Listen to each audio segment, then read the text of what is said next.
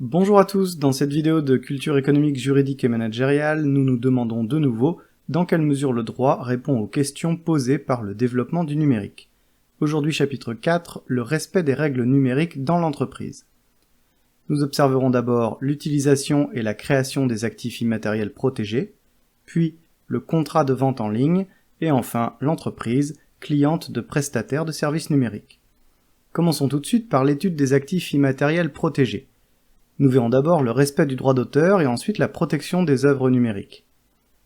Un auteur est une personne physique qui a, de façon consciente et volontaire, par son activité humaine, créé une œuvre de l'esprit qui doit être matérialisée dans une forme perceptible par les sens et originale. Sa création est inspirée par des choix propres à l'auteur qui témoignent de sa personnalité. Sur son œuvre, l'auteur a des droits patrimoniaux, ils sont évaluables pécuniairement, sont cessibles et transmissibles et se prescrivent 70 ans après sa mort. Ils comprennent le droit de représentation et le droit de reproduction. L'auteur a aussi des droits moraux. Ils ne sont pas évaluables pécuniairement, sont inaliénables et imprescriptibles. Ils confèrent le droit de divulgation, de paternité, d'intégrité de l'œuvre et celui de retrait. La protection de ce droit peut s'effectuer sur le plan pénal par l'action en contrefaçon, passible de 3 ans de prison et 300 000 € d'amende, et par une action civile contre le contrefacteur pour demander des dommages et intérêts pour le préjudice matériel subi. Par ailleurs, pour certaines créations qui font intervenir plusieurs personnes et à des dates qui ne sont pas toujours précisées, l'identification d'un auteur est parfois difficile. La technologie des blockchains rend désormais traçable et immédiatement accessible la datation d'une œuvre et l'identité des titulaires de ces droits.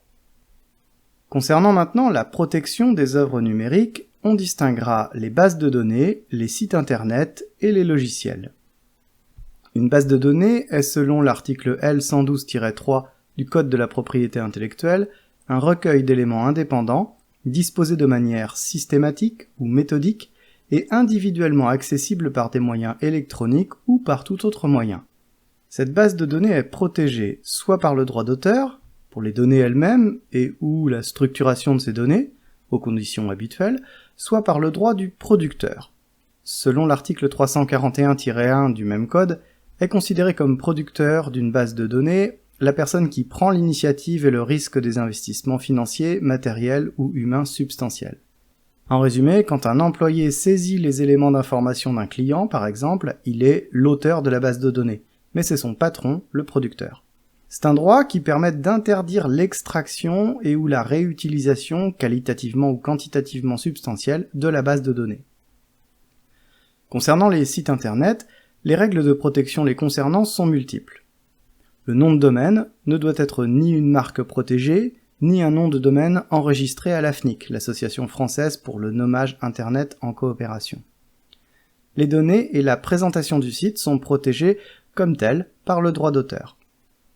Il convient de distinguer deux pratiques illicites, le cybersquattage, c'est-à-dire le dépôt des noms de domaine sans les exploiter afin de les revendre, et le typosquattage, c'est-à-dire la reprise du nom d'un site en modifiant légèrement ses caractères pour détourner les internautes du site initialement recherché. En droit français, le logiciel défini comme l'ensemble des programmes, procédés et règles et éventuellement de la documentation relatif au fonctionnement d'un ensemble de traitements de données est protégé par le droit d'auteur, aux conditions habituelles. Le logiciel, en tant que tel, est exclu de la brevetabilité.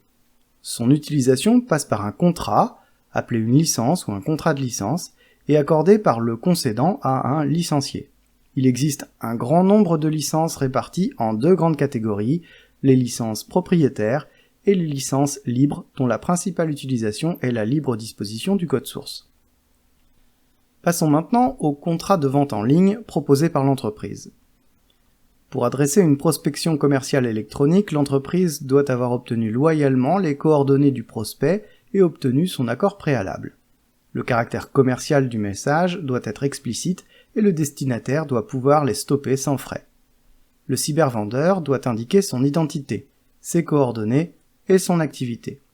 Sur les produits qu'il propose à la vente, il doit préciser leurs caractéristiques essentielles, le prix, les conditions de livraison et de garantie. Le vendeur doit enfin indiquer l'existence du délai de rétractation de 14 jours, sauf exception pour certains produits. Toutes ces informations doivent être loyales et les sollicitations ne doivent pas être agressives. Pour que le contrat soit valablement formé, outre la mise à disposition des CGV, les conditions générales de vente, le cybervendeur doit proposer un récapitulatif de la commande permettant d'en vérifier et d'en modifier le contenu avant un second clic de confirmation où l'obligation de paiement est explicite. Pour ce qui est de l'exécution du contrat, le vendeur doit livrer le bien convenu et ne peut, en cas d'indisponibilité, le remplacer par un bien au moins équivalent que si le consommateur a été informé de cette possibilité lors de son achat. Cette livraison doit intervenir à la date mentionnée lors de la conclusion du contrat et, en tout état de cause, sous 30 jours. En cas de retard, le consommateur peut demander le remboursement du bien. Ce remboursement doit être effectué lui aussi sous 30 jours. L'utilisation du droit de rétractation, sous 14 jours ou 14 jours et 1 an si le vendeur ne l'avait pas mentionné, met les frais de retour à la charge du client. Le remboursement du bien rétracté doit s'effectuer sous 14 jours. Le vendeur est tenu d'archiver les contrats commerciaux d'un montant supérieur à 120 € pendant 10 ans. En cas de litige avec un cybervendeur implanté en France, le consommateur peut assigner le vendeur près d'une juridiction civile, en cas de vice du consentement, ou pénale, en cas d'escroquerie. Le tribunal territorialement compétent est celui du lieu de livraison de la chose objet du contrat, en général le domicile du consommateur. Pour terminer, observons l'entreprise cliente de prestataires de services numériques.